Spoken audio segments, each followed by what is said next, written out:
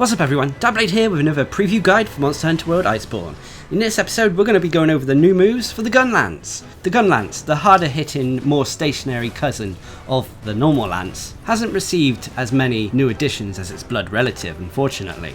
In all honesty, the Gunlance seems to be one of the few weapons that have had minimal changes. So let's quickly go through them. Now the Gunlance can of course use its slinger while the weapon is drawn, as all weapons can in Monster Hunter World Iceborne. This is done by holding L2 whilst your weapon is unsheathed.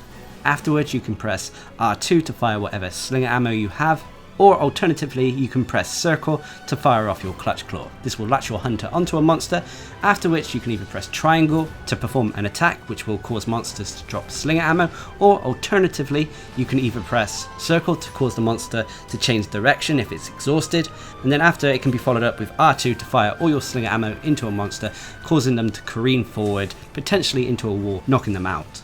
But let's move on to the main course of the Gunlance, which is really two sides of the same coin, so to speak. It's all revolving around the new move called the WYRMSTAKE Blast. This basically changes your WYRMSTAKE cannon until you use the WYRMSTAKE Blast. But how does this all work? Well, one side of the coin is the load WYRMSTAKE Blast.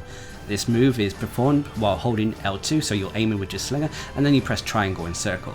This will load the WYRMSTAKE Blast into your Gunlance, and this is done by consuming all of your slinger ammo at once. Depending what slinger ammo you use as well, the attack can potentially change. Now once the WYRMSTAKE Blast is loaded, when you perform the WYRMSTAKE Cannon move, which is performed in various combos, you will fire off the WYRMSTAKE Blast instead.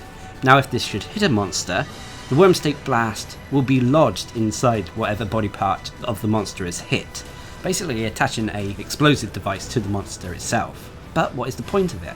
Well, after you've fired the WYRMSTAKE Blast and lodged it into a monster, any further shelling attacks that connect with the WYRMSTAKE Blast will cause it to explode and deal extra damage to the monster. This WYRMSTAKE Blast damage can also differ depending on the power of the shelling used to detonate it. So this is going to be wonderful for Gunlance shelling builds.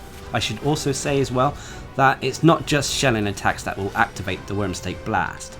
Wyvern's fire and both the WYRMSTAKE cannon explosions can also cause the WYRMSTAKE Blast to detonate, allowing a hunter to deal even more damage. So there we have it. Unfortunately that is all the new additions that the Gunlance has in Monster Hunter World Iceborne.